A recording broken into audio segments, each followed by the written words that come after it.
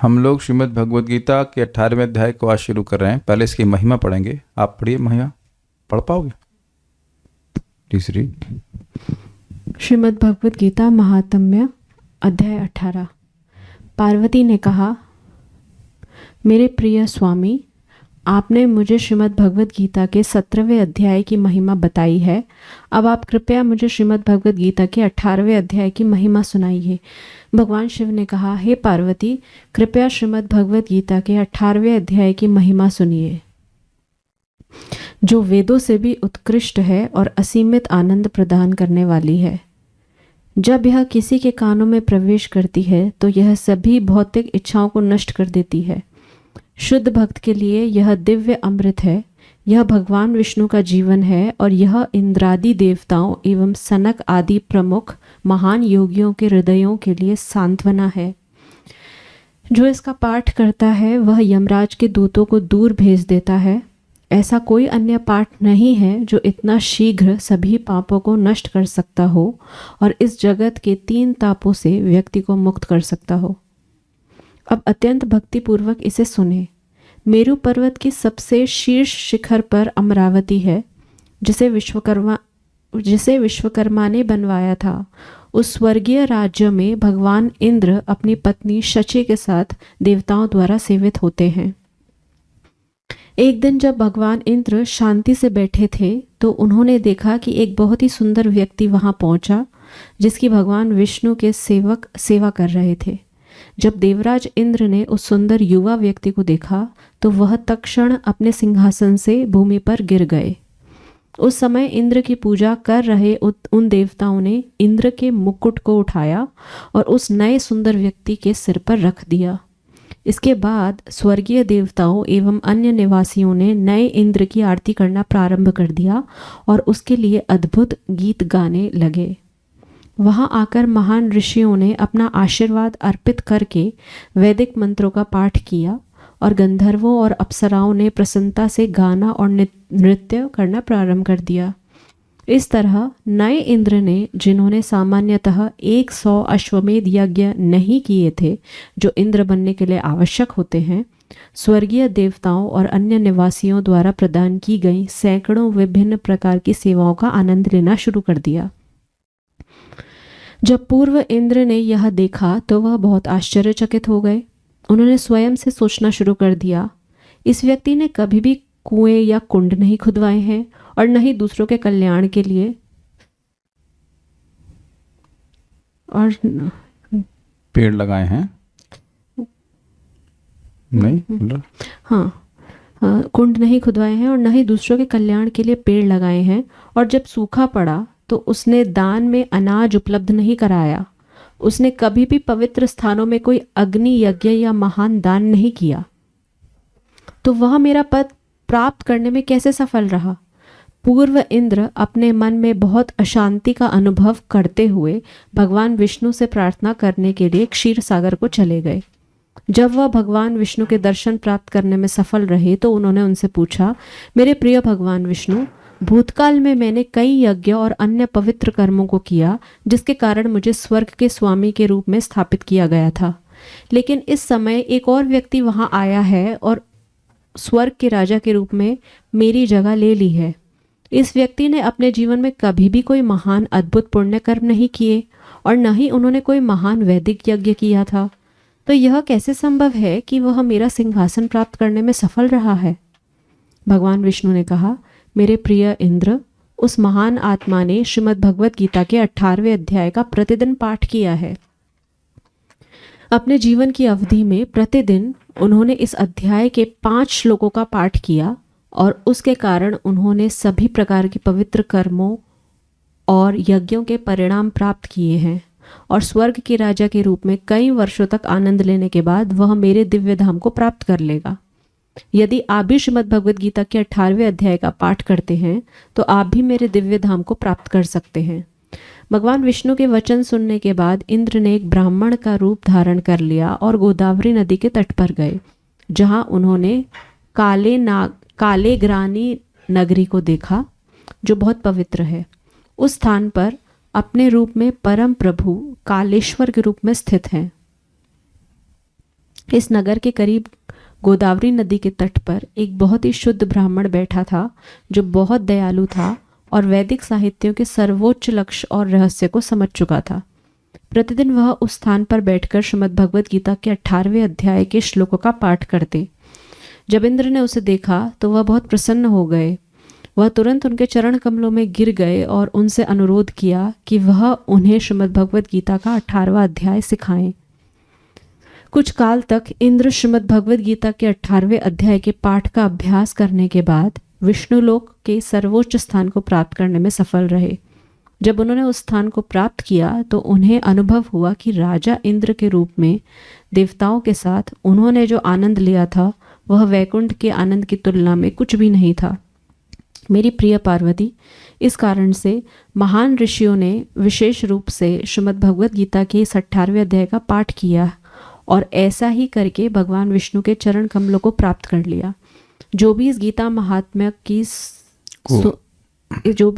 महात्म्य को सुनता या अध्ययन करता है वह बहुत शीघ्र सभी संचित पापों को नाश कर लेता है, और वह व्यक्ति जो इस प्रवचन को बड़ी श्रद्धा के साथ स्मरण करता है वह सभी प्रकार के पुण्य कर्मों और महान यज्ञों के परिणाम को प्राप्त करता है और सभी सांसारिक ऐश्वर्यों का सुख लेने के बाद भगवान विष्णु के निवास को प्राप्त करता है। इस प्रकार भगवान शिव द्वारा अपनी पत्नी पार्वती देवी से बोले गए श्रीमद् भगवद गीता की महिमा का समापन होता है। तो एक चीज़ें कुछ क्लैरिफाई करूंगा कि किसी व्यक्ति को इंद्र बनने के लिए 100 अश्वमेध यज्ञ करने होते हैं। तो इसीलिए इंद्र को आश्चर्य हुआ था कि ये बिना अश्वमेध यज्ञ किए और कोई पुण्य किए वह स्वर्ग का राजा कैसे बन गया। ये महिमा बहुत महत्वपूर्ण है क्योंकि व्यक्ति अपने जीवन में उन चीज़ों को महत्व देता है जिससे वो सोचता है कि उसे कुछ लाभ मिलेगा, लेकिन भगवद गीता के 5 श्लोकों को ही बोलकर इतना बड़ा लाभ मिले कि लोगों को जानकारी ही नहीं है। यहां तक कि देवता इंद्र को भी जानकारी नहीं थी। तो बुद्धिमान व्यक्ति को इन महिमाओं को सुन करके इन पर विश्वास इसलिए करना चाहिए क्योंकि एक तो ये बात शास्त्र की है और दूसरा ये बात झूठ है, इसका प्रमाण आपके पास नहीं है। आप ये नहीं कह सकते या मैं नहीं कह सकता कि बात झूठ है।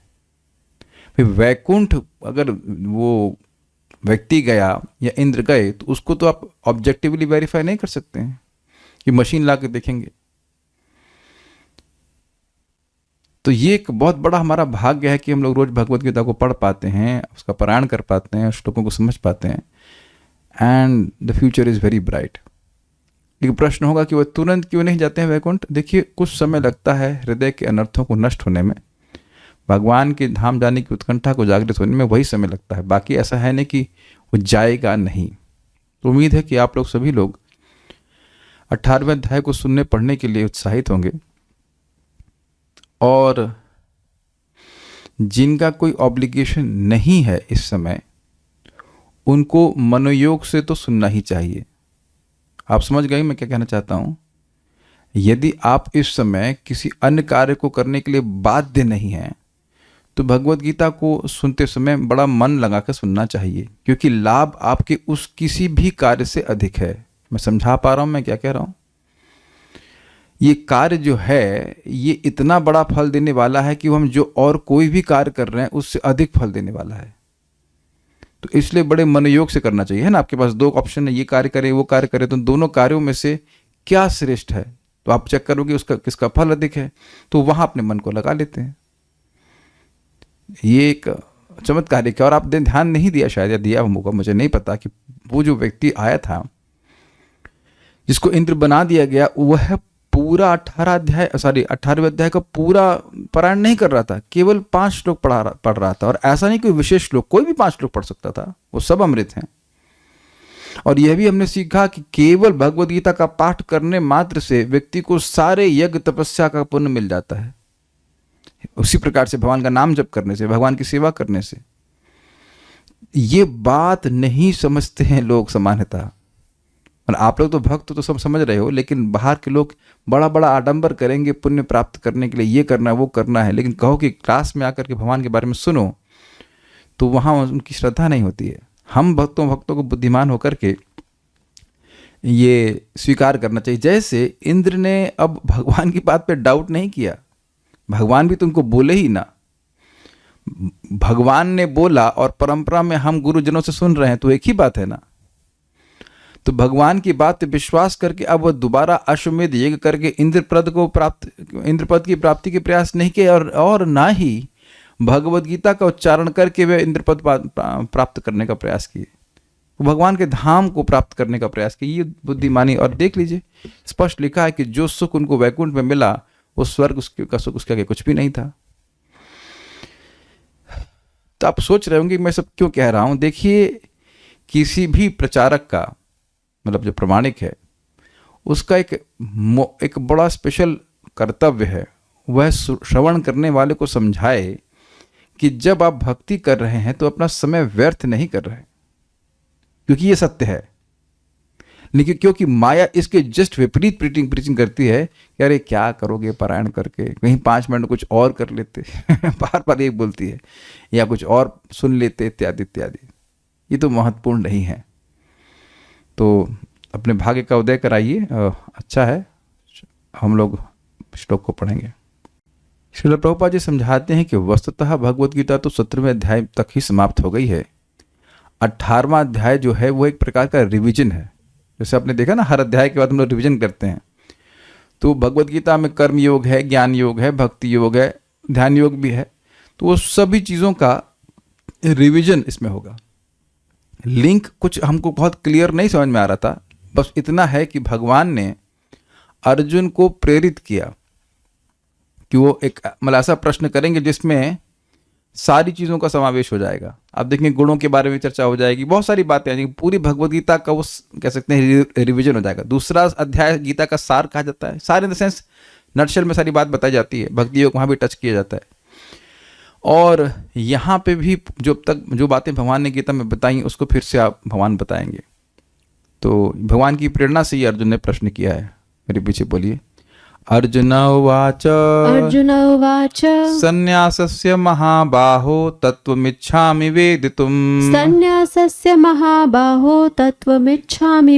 त्यागस्य च ऋषिकेश पृथक् केशी निषूदन अर्जुन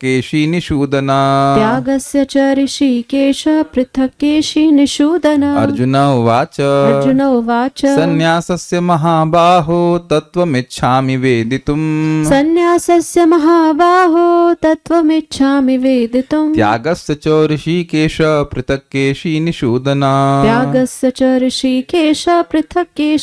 पृथक् केशी निषूदन। अर्जुन उवाच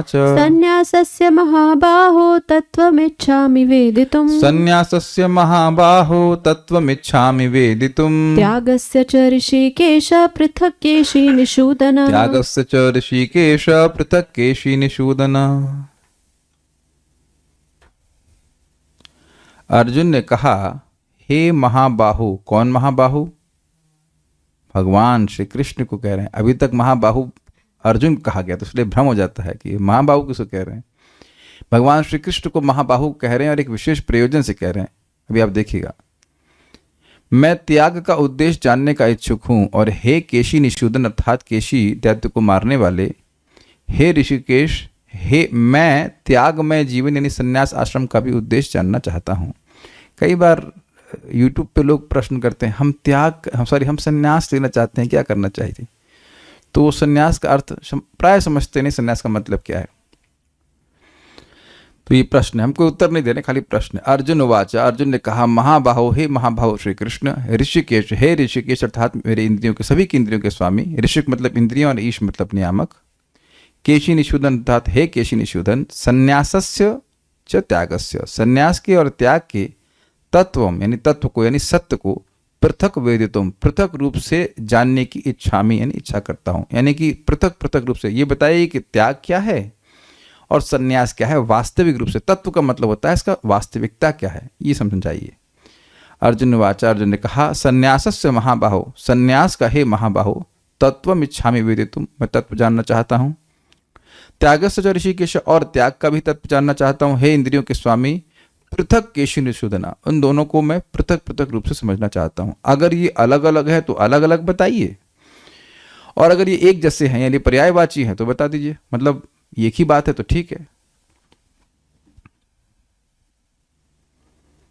श्रीधरी, हे ऋषिकेश, हे समस्त इंद्रियों के नियामक, हे केशी निषूदन।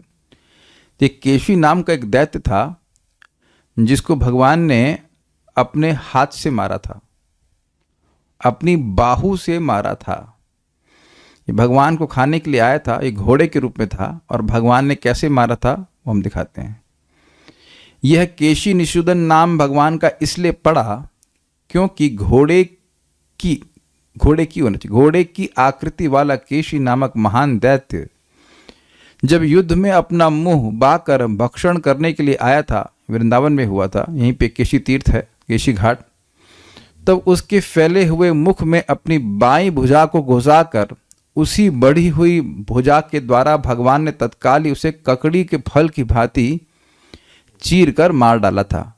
इसी दृष्टि से उनके लिए महाबाहो यह संबोधन आया है। समझे? अब हुआ ये कि भगवान पहले केशी उनको खाने के लिए आया, तो भगवान उसे पकड़े और फेंक दिए।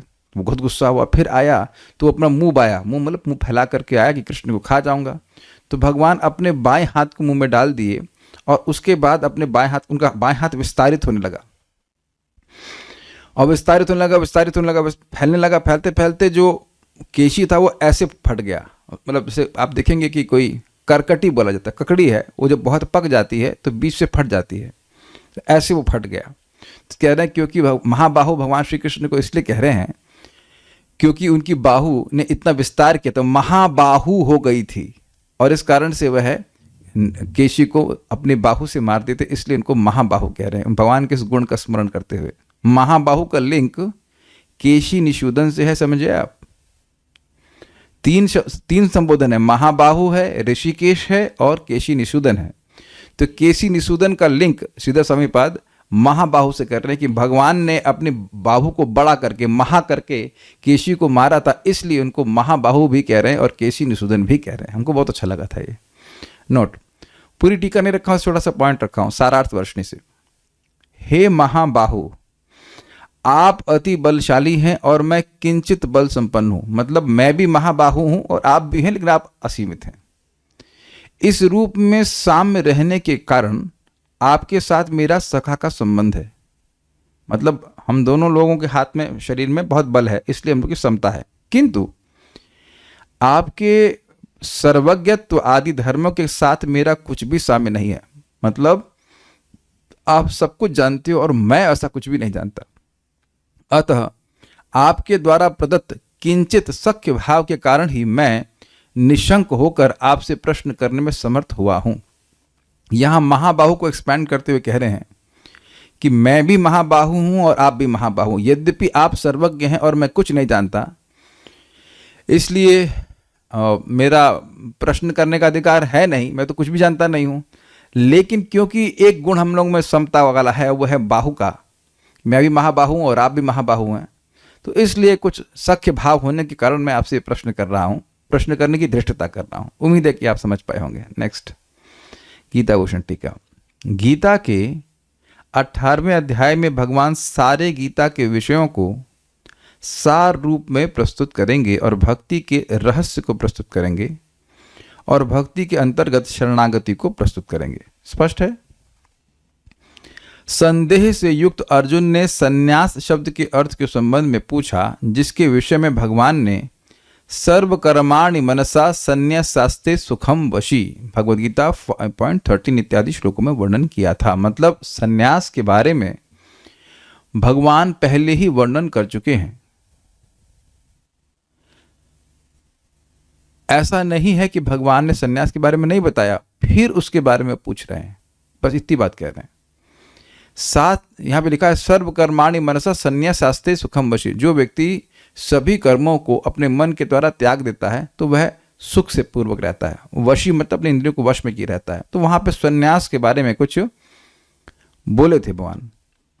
साथ ही वह त्याग शब्द का अर्थ जानना चाहते थे, जिसे त्यक्त्वा कर्म फलासंगम नित्य तृप्तो निराश्रया शब्द श्लोक आया था इस प्रकार से 4.20 में। तो वहां भी त्याग के बारे में भगवान ने वर्णन किया था, जैसे श्लोकों में वर्णित किया गया था, अर्थात भगवान ने त्याग के बारे में भी कहा था। तो प्रश्न क्या है? प्रश्न है, क्या ये दोनों शब्द एकदम अलग अर्थ रखते हैं, जैसे पेड़ और पत्थर? पेड़ और पत्थर एक ही चीज है? नहीं है। तो क्या सन्यास और त्याग ये एकदम अलग अलग अर्थ रखते हैं, या फिर इनके एक जैसे अर्थ होते हैं, जैसे कुरु और पांडव? तो पांडव कौन है? कुरुवंशी हैं। तो पांडवों को भी कुरु कहा जा सकता है। तो कुरु और पांडव ये पर्यायवाची टाइप के ही है, अलग तो है नहीं। आप कुरुओं को भी कुरु कह सकते हैं और पांडवों को भी कुरु कह सकते हैं, क्योंकि सभी वो कुरुवंश में हैं इसलिए। तो क्या ये इनका प्रश्न क्लियर हो गया ना, कि त्याग और सन्यास अलग अलग हैं या एक ही वस्तु है? ये बता दीजिए। यदि इन शब्दों का अर्थ एकदम अलग है तो मैं सन्यास और त्याग के अलग अलग स्वभाव को समझना चाहता हूं, अर्थात पृथक तत्वम। मैं इनके पृथक तत्व को, यानी सन्यास क्या है ये समझना चाहता हूं और त्याग क्या है मैं ये समझना चाहता हूं। और यदि यह पर्यायवाची हैं और एक ही वस्तु को वर्णित करते हैं तो वह भी मैं जानना चाहता हूं। ये भी समझ में आ गया? हे महाबाहु कृष्ण, आप ऋषिकेश हैं और इस कारण से आप मेरी बुद्धि की क्रिया को जागृत कर रहे हैं और आपने ही यह संशय मेरी बुद्धि में उत्पन्न किया है। आपने केशी का वध किया था, इसलिए आप मेरे संशय का भी वध कर सकते हैं। तो यहाँ पे दो शब्दों की व्याख्या हो रही है, ऋषिकेश और केशी निषूदन। प्रश्न ये हो सकता है कि अचानक अर्जुन यह प्रश्न क्यों करने लग गए? तो कह रहे हैं ऋषिकेश अर्थात आप इंद्रियों की वृत्ति को चलायमान करते हो, आप ही मेरी बुद्धि की वृत्ति में इस प्रकार से इस प्रश्न को प्रकट कर रहे हो ना। संशय नहीं, मतलब प्रश्न को प्रकट कर रहे हैं। सामान्यतः लोग इस तरह के प्रश्न नहीं करते हैं। तो भगवान ऋषिकेश हैं, हम सबके कल्याण के लिए वह अर्जुन के मन में या बुद्धि में इस प्रश्न को प्रकट कर रहे हैं, तभी तो प्रश्न कर रहे हैं। नहीं तो वो जो बात आई थी कि 17वें अध्याय के अंत में, उसका कोई लिंक ऐसे एकदम स्पष्ट नहीं समझ में आ रहा है। भाई जब सन्यास के बारे में भगवान बता चुके हैं, त्याग के बारे में बता चुके हैं, तो फिर से ये प्रश्न क्यों कर रहे हैं? तो भगवान प्रेरित कर रहे हैं इसलिए प्रश्न कर रहे हैं।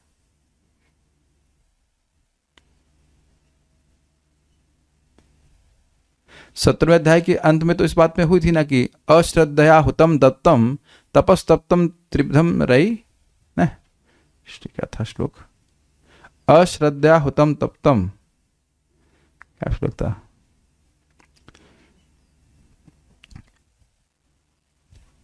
अश्रद्धया हुतम दत्तम तपस्तप्तम कृतम च यत् असद इत्युच्यते पार्थ न च तत्प्रेत्य नो इह। तो जो भी होम है, कोई दान है, कोई तपस्या है, अश्रद्धा से की जाता है तो उसे असत कहते हैं पार्थ। तो अब इसका और इस श्लोक से कोई लिंक तो है नहीं, कोई लिंक नहीं है, ना ही लिंक। देखिए अब बताया गया कुछ, मतलब कोई लिंक नहीं, इन द सेंस कि भगवान ने एक सेपरेटली प्रश्न इनके मन में प्रेरित कर दिया, सीधी सी बात है। तो लिंक यही है कि भगवान ऋषिकेश हैं, वह सभी के इंद्रियों को चलायमान करते हैं, चलाते हैं, तो उनके हृदय में भी ये प्रश्न कर दिया। इससे आगे बहुत बड़ा लाभ होगा। फिर से भगवान, देखिए होता क्या है कि प्रवचन में बहुत सारी बातें कही जाती हैं। कभी कभी वक्ता जानते हुए कि लोगों को बातें याद नहीं रहेंगी, जो सबसे महत्वपूर्ण बात है उसको बोल करके फिनिश करता है कि नहीं? तो कई बार देखा है आपने। तो अब भगवान गीता में बहुत सारी बातें बोल रहे हैं, लेकिन फिनिश किस बात पे करेंगे? सर्व धर्मान परित्यज्य माम एकम शरणम व्रज अहम त्वाम सर्व पापेभ्यो मोक्षयिष्यामि मा शुचः। सबसे महत्वपूर्ण तो यही बात है, भगवान की शरण में जाना। तो अगर ये प्रश्न वह नहीं किए होते, तो अर्जुन ये प्रश्न नहीं किए होते, तो ये श्लोक आता ही नहीं ना। भगवद गीता का मैं समझता हूं सबसे प्रसिद्ध श्लोक है, सभी लोग जानते, सर्वधर्मान परित्यज्य। तो अब भगवान ही उस श्लोक को बोलने के लिए अर्जुन को प्रेरित कर रहे हैं। और बोलने के लिए मतलब वो खुद बोलना चाहते हैं, लेकिन जब तक अर्जुन प्रश्न करेंगे नहीं तो भगवान कैसे बोलेंगे? तो वो भगवान सब सोच करके इनको प्रेरित कर रहे हैं। उम्मीद है कि आप समझ गए होंगे। तो संशय आया जो इनके मन में, संशय प्रश्न जो भी कह लीजिए, संशय आया, तो आप ही उसको उत्पन्न कर रहे हो और आप उसको नष्ट करने में समर्थ हो, क्योंकि जैसे आपने केशी को मारा था वैसे इस संशय को मार देंगे। ठीक है, तात्पर्य। वास्तव में भगवद गीता 17 अध्यायों में ही समाप्त हो जाती है। अब एक विचारणीय बात है, 17वें अध्याय के आखिरी श्लोक को भी आपने देखा, क्या करना है इसके बाद? कुछ ऐसा मतलब स्ट्रॉन्ग एम्फेसिस वाली बात नहीं आ रही कि करना क्या है इसके बाद। कुछ भगवान ने बड़ा स्पष्ट बात की, ओम तत्सत बोल करके निर्गुण हो जाते हैं, ये कि सब बोल दिया, लेकिन फिर भी जो वजन आ रहा है इस श्लोक से कि सर्वधर्मान परित्यज्य माम एकम शरणम भज, वो श्लोक अभी मिसिंग है। करना क्या है? अब देखिए कि वो ये श्लोक अगर ना होता भगवद गीता में तो मजा नहीं आता। अरे सारे धर्म को छोड़ के भगवान श्री कृष्ण के शरण, जब अनन्यता वाली बात है, ये भगवान ने बिल्कुल ना कहते हैं उसे मेज पे हाथ जोर से मार कर, ये करो यार, तुम समझ क्यों नहीं रहो, ये सब करो, और तपस्या दान मत करो, ये करो। तो अब वो बोलना बहुत जरूरी है, भगवान के हृदय में वो बात है, इसलिए प्रेरित कर रहे हैं। यद्यपि भगवद गीता पूरी हो चुकी है, भगवान 9वें अध्याय के आखिरी श्लोक में सबसे इंपॉर्टेंट बात बोल चुके हैं, मन मना भव मत भक्तु मदयाजी माम नमस्करू, लेकिन अब तक भूल गए ना। बताओ कौन सा नंबर का श्लोक है वो, किसी को याद है? और यह भी हो सकता है कि कुछ लोग 9वें अध्याय के बाद ज्वाइन करें, भगवान को पता है। कह रहे हैं वहां भूल गया हो, 9वें अध्याय को ना सुना हो तो 18वें अध्याय में भी सुन ले तो वो पार हो जाएगा। आप वेदवादिनी शायद 18वें अध्याय में ज्वाइन की थी गीता को, जब हम लास्ट टाइम पढ़ा रहे थे 17-18 में, तो 9 का लास्ट में अभी खुद ही बोला हूँ। उसको क्या टाइप कर रहे हैं? तो 9वें अध्याय में अगर छूट गया हो और 9 समझ में आया हो तो कम से कम 18वें अध्याय में सीख जाए और मेरे पास आ जाए, ये बात है। 18वां अध्याय तो पूर्व विवेचित विषयों का पूरक संक्षेप है, मतलब कंप्लीट करता है। प्रत्येक अध्याय में भगवान बल देकर कहते हैं कि भगवान की सेवा ही जीवन का चरम लक्ष्य है। इसी विषय को इस 18वें अध्याय में ज्ञान के परम को ही मार्ग के रूप में संक्षेप में बताया गया है। प्रथम 6 अध्यायों में भक्ति योग पर बल दिया गया है। योगी नाम अपि सर्वेशाम, ये श्लोक था 6वें अध्याय का आखिरी श्लोक था। योगी नाम अपि सर्वेशाम मद गति अंतरात्मना श्रद्धावान भजते माम समय युक्त तमोमतः। भगवान ने बताया था सारे योगियों में सर्वश्रेष्ठ वह है जो बड़ी श्रद्धा से उनका स्मरण करता है। समस्त योगियों में जो योगी अपने अंतर में सदैव मेरा चिंतन करता है वह सर्वश्रेष्ठ है। अब ये बताइए इसका महत्व क्या है श्लोक का? देखिए आप लोग के मन में संशय आता है कि नहीं आता? मेरे मन में तो आता ही रहता है कि हम कुछ ऐसा स्पेशल तो करते नहीं है, कोई बहुत बड़ी तपस्या करते हो, कुछ करते हो, ऐसा तो कुछ भी नहीं करते। भगवान को प्रणाम करना, नाम जप करना, प्रसाद खाना, गीता सुनना, कोई ऐसा मतलब लग तो नहीं रहा कि कोई बहुत ज़्यादा बहुत तपस्या कर रहे हैं। लेकिन यही चीज भगवान भगवद गीता में कह रहे हैं कि सर्वश्रेष्ठ योग है। I mean what to do, है बहुत सिंपल, क्या करें, सिंपल है ही, लेकिन इसका प्रभाव असीमित है। और इसी बात को पुष्ट करने के लिए भगवान 6 अध्याय के अंत में बोले थे कि तुम अब हिमालय जाकर के ध्यान योग नहीं कर पा रहे हो तो कोई जरूरत भी नहीं है करने की तुमको, नहीं अर्जुन कभी किए हैं। मेरी भक्ति करो तो मेरा भक्त ही सर्वश्रेष्ठ योगी है, ये बात भगवान ने बताई थी। अगले 6 अध्यायों में शुद्ध भक्ति, उसकी प्रकृति तथा कार्यों का विवेचन है, जिनमें 7 से 12 के बीच में। अंत के 6 अध्यायों में ज्ञान, वैराग्य, अपरा तथा परा प्रकृति के कार्यों और भक्ति का वर्णन है। निष्कर्ष रूप में यह कहा गया है कि सारे कार्यों को परमेश्वर से युक्त होना चाहिए, जो ओम तत्सत शब्दों से प्रकट होता है। यह आपने 17वें अध्याय के अंत में सुना था, और ये शब्द परम पुरुष विष्णु के सूचक हैं। भगवद गीता के 3य खंड से यही पता प्रकट होता है कि भक्ति ही एकमात्र जीवन का चरम लक्ष्य है। ये 3य खंड का क्या मतलब हुआ? देखिए जो हम समझ रहे हैं उसका ये मतलब है कि प्रथम खंड हो गया कर्मयोग, ज्ञान योग, और एंड हुआ भक्ति योग। यही समझ में आता है ना? I am sorry, Bhagavad Gita के 3य खंड का मतलब हुआ ये जो तीसरा खंड प्रभुपाद कह रहे हैं। पहला खंड हो गया 1 to 6 चैप्टर्स, दूसरा हो गया 7 to 12 चैप्टर्स, और तीसरा खंड हो गया 13 से लेकर 18 चैप्टर। ये है, सॉरी गलत समझ गया था। भगवद गीता के 3य खंड से यही प्रकट होता है कि भक्ति एकमात्र जीवन का चरम लक्ष्य है। सर्वधर्मान परित्यज्य इत्यादि पूर्ववर्ती आचार्यों तथा ब्रह्मसूत्र या वेदांत सूत्र का उदाहरण देकर इसकी स्थापना की गई है। कुछ निर्विशेषवादी वेदांत सूत्र के ज्ञान पर अपना एकाधिकार जनाते हैं, लेकिन वास्तव में वेदांत सूत्र भक्ति को समझने के लिए है, क्योंकि ब्रह्मसूत्र की रचयिता प्रणेता साक्षात भगवान है और वे ही इसके ज्ञाता हैं। बड़ी सुंदर बात यहाँ प्रपात कह रहे हैं कि कुछ लोग हैं, स्पेशली जो निर्विशेष शंकर भाष्य को पढ़ने वाले हैं, शंकर भाष्य जो वेदांत सूत्र पे लिखा गया है, तो वह अपने को वेदांती कहते हैं, अर्थात उनके अलावा कोई वेदांती है ही नहीं, ऐसा उनकी मान्यता है। लेकिन देखिए बात यह है, प्रपात बड़ा सुंदर कहते हैं कि तुम लोग वेदांत पढ़ करके बोलते क्या हो कि ईश्वर निराकार है, लेकिन जिस ईश्वर ने लिखा है वेदांत, अर्थात व्यासदेव जो कि भगवान के अवतार हैं, वह तो निराकार नहीं है। भगवान अपने आप को ही विस्तारित करके व्यासदेव जी के रूप में अपने को ही निराकार क्यों लिखवाएंगे? मान लीजिए मैं अपनी ऑटोबायोग्राफी लिखूं तो मैं लिखूंगा कि मैं नहीं हूं। कोई व्यक्ति आज तक ऑटो समझते ना, ऑटोबायोग्राफी मतलब अपनी आत्मकथा लिख रहा है और लिखे कि मैं नहीं हूं। तो ये कैसी आत्मकथा हुई? ना तो मेरा रूप है, ना मेरा नाम है, ना मेरे कोई लीला है, ऐसा कौन लिखेगा बताओ? कितनी सिंपल सी बात है। तो ये लोग अपना अधिकार जताते हैं वेदांत सूत्र के ऊपर और बोल रहे हैं भगवान निराकार है, लेकिन जो लिखने वाला है वो तो आकार है, उसका साकार है, व्यासदेव जी है। इसका मतलब है कि उन्हें वेदांत का ज्ञान नहीं है। भगवान ने स्वयं कहा है, वेदांत कृत वेद विदेव चाहम, वेदांत की रचना करने वाला मैं हूं। वह तो ये नहीं कह रहे कि निराकार है। तो यानी कि ऐसे वेदांतियों का प्रपात कहते हैं विदंती हैं, इनके दांत नहीं है। विदंती दांत नहीं है, वेदांती नहीं है ये। Without teeth, their philosophy has no teeth, no grasp, no hold, कुछ दम नहीं है उसमें।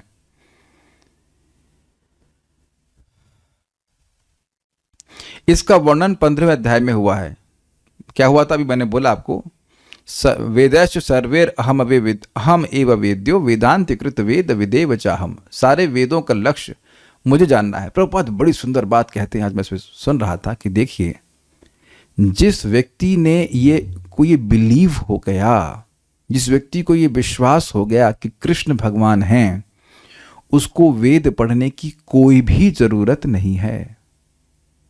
एक छोटे बच्चे को भी अगर ये विश्वास है कि कृष्ण भगवान हैं, तो उसे और वेद पढ़ने की कोई जरूरत नहीं है। और जिस व्यक्ति को वेद पढ़ने के बाद ये विश्वास भी नहीं हुआ कि कृष्ण भगवान हैं, तो उसका वेद पढ़ना निरर्थक है। This is so powerful. क्योंकि जो व्यक्ति समझेगा कृष्ण भगवान हैं, वह कृष्ण की सेवा करेगा, उन्हें फूल अर्पण करेगा, उनको भोजन अर्पण करेगा, उनको प्रणाम करेगा। और जो विश्वास ही नहीं कर रहा है कि कृष्ण भगवान है, वह भगवान कृष्ण की कोई सेवा नहीं करेगा। So powerful. तो इसलिए हम लोग को वेद पढ़ने की कोई जरूरत नहीं है। सबको समझ में आ ही रहा है कि कृष्ण भगवान है, गीता में लिखा हुआ है। तो ये बात प्रभुपाद समझा रहे हैं कि प्रत्येक शास्त्र, प्रत्येक वेद का लक्ष्य भक्ति है। समझ गए ना बात? वो हर शास्त्र जीव को भगवान कृष्ण की ओर उन्मुख कर रहा है। भगवत गीता में इसी की व्याख्या है और इसीलिए भगवान अंत में बोल रहे हैं, सारे धर्म को छोड़ के मेरी शरण में आओ, मेरी भक्ति करो। जिस प्रकार द्वितीय अध्याय में संपूर्ण विषय वस्तु की प्रस्तावना निस्सार का वर्णन है, आप उसको देखेंगे, गीता का सार करके लिखा गया है दूसरे अध्याय को, उसी प्रकार 18वें अध्याय में सारे उपदेश का सारांश दिया गया है। तो अब प्रश्न हुआ कि 2 बार सार क्यों दे रहे हैं? 2 बार सार इसलिए दे रहे हैं कि मान लीजिए कोई आलसी हुआ, वो दूसरे अध्याय के आगे गया नहीं, तो उसको वहीं सीख ले कि भगवान की भक्ति करनी है। और मान लीजिए व्यक्ति सोता ही रहा 17वें अध्याय तक और 18वें अध्याय में आकर पकड़ रहा है, तब सीख ले कि भगवान की भक्ति करनी है। समझ आ गया? हम विरोध में कह रहे हैं कि ये सार, बहुत लोगों के पास बहुत टाइम नहीं होता पूरा गीता सुनने के लिए। सार बताओ, सार ये भगवान की भक्ति करनी। तो दोनों बात यहाँ पे क्लियर कर। इसमें त्याग यानी वैराग्य तथा त्रिगुणातीत दिव्य पथ की प्राप्ति को ही जीवन का लक्ष्य बताया गया है। मतलब ऐसा पथ जिसमें व्यक्ति गुणों के परे चल जाए, उसकी बात हो रही है। अर्जुन भगवद गीता के 2 विषयों को स्पष्ट अंतर जानने के क्या इच्छुक हैं। ये हैं वैराग्य तथा त्याग तथा संन्यास। अतएव वह इन दोनों शब्दों के अर्थ की जिज्ञासा कर रहा है। इस श्लोक में परमेश्वर को संबोधित करने के लिए प्रयुक्त ऋषिकेश तथा केशी निषूदन, ये 2 शब्द महत्वपूर्ण हैं। ऋषिकेश कृष्ण है, समस्त इंद्रियों के स्वामी, जो हमें मानसिक शांति प्राप्त करने में सहायक बनाते हैं। अब इसके बाद समझ लीजिए कि होता क्या है। जब तक व्यक्ति इंद्रियों से भगवान की सेवा नहीं करता है वह सुखी नहीं हो सकता है। ये बड़ी मतलब ये अकाट्य सत्य है। हर बार माया हमको यही कहती है कि तुमने बहुत सेवा कर ली, अब तुम अपनी इंद्रियों से कुछ अन्य सेवा करो, लेकिन उस सेवा से हम सुखी नहीं हो सकते हैं, क्योंकि इंद्रियों के स्वामी भगवान श्री कृष्ण हैं। ये बात हम कह रहे हैं। अर्जुन उनसे प्रार्थना करता है कि वे सभी बातों को इस तरह संक्षिप्त कर दें जिससे वह स्वभाव में स्थिर रहे। फिर भी उसके मन में कुछ संशय हैं और ये संशय असुरों के समान होते हैं। अब प्रश्न हुआ कि संशय को असुर क्यों कह रहे हैं? देखिए, जैसे ही व्यक्ति के मन में संशय होता है तो वह किंग कर्तव्य विमूढ़ हो जाता है। मैं करूं क्या, समझ नहीं आता है, मैं इधर जाऊं कि उधर जाऊं। तो ऐसी परेशानी, एंजाइटी, ये एक असुर के समान। जैसे असुर व्यक्ति को परेशान करता है, कार्य नहीं करने देता, ऐसे ही व्यक्ति को संशय भी कार्य नहीं करने देता है। बहुत अच्छा बात बोल रहे हैं। संशयात्मा विनश्यति, भगवान ने स्वयं बोला, इस संशय करने वाले के मन जो का आध्यात्मिक पथ पर विनाश हो जाता है। ये बात है। अब एक बात शायद भक्त सोच रहे होंगे, तो क्या कभी संशय नहीं करना चाहिए? देखिए, बुद्धि का लक्षण ही है संशय करना। लेकिन तो यानी संशय होना ये दिक्कत नहीं है, लेकिन संशय बने रहना बहुत दिक्कत है। तो फिर अगर संशय बना रहेगा तो फिर व्यक्ति कार्य नहीं कर पाएगा। जब कार्य नहीं कर पाएगा तो फिर आगे प्रगति नहीं होगी। आप देखना कि जब भी हम ये कहते हैं कि हम, फॉर एग्जाम्पल, हम सुबह नहीं उठ पाएंगे, ये हम नहीं उठ पा रहे हैं, जो कोई व्यक्ति बोल रहा है उसके मन में अभी भी संशय है। क्योंकि अगर वाकई निसंशय होते ना तो पक्का और पक्का उठ जाते, किसी भी तरह से उठ जाते, चाहे पूरी रात जगना पड़ता, व्हाटएवर। अगर ये संशय, अगर ये एकदम विश्वास है कि भाई सुबह उठ करके हमारी प्रगति बहुत अच्छी होती है, तो आप क्यों नहीं उठेंगे बताइए? दुनिया में जो हम लोग भक्ति में तपस्या कर रहे हैं ना, उससे कई गुना अधिक लोग तपस्या कर रहे हैं, क्योंकि उनको विश्वास है कि ऐसा करने से हमें लाभ होगा। अब एवरेस्ट पे चढ़ने से क्या लाभ होता है? कुछ नहीं होता। तो एवरेस्ट पे तो वहां पे क्या गर्मी होती है, कितनी ठंड होती है, माइनस में टेम्परेचर होता है, क्या सिलेंडर लेकर के चढ़ते हैं, क्या क्या करते हैं। यही ना विश्वास है कि इसको करके हम सफलता को प्राप्त करेंगे। तो संशय रहने से ही व्यक्ति नहीं कर पाता है। तो कह रहे संशय को हटाइए। अतः वह कृष्ण को केशी निषूदन कहकर संबोधित करता है कि आप जैसे केशी को मारे थे वैसे हमारे संशय को मार दीजिए। केशी अत्यंत दुर्जय असुर था जिसका वध कृष्ण ने किया था। अब अर्जुन चाहता है कि वे उसके संशय रूपी असुर का वध करें। स्पष्ट है। अब कोई प्रश्न तो मैं समझ रहा हूं कि नहीं होगा, और क्या नहीं। So will stop here now. Shrimad Bhagavad Gita की जय, श्रील प्रभुपाद की जय, निताय गौर प्रेमानंदे।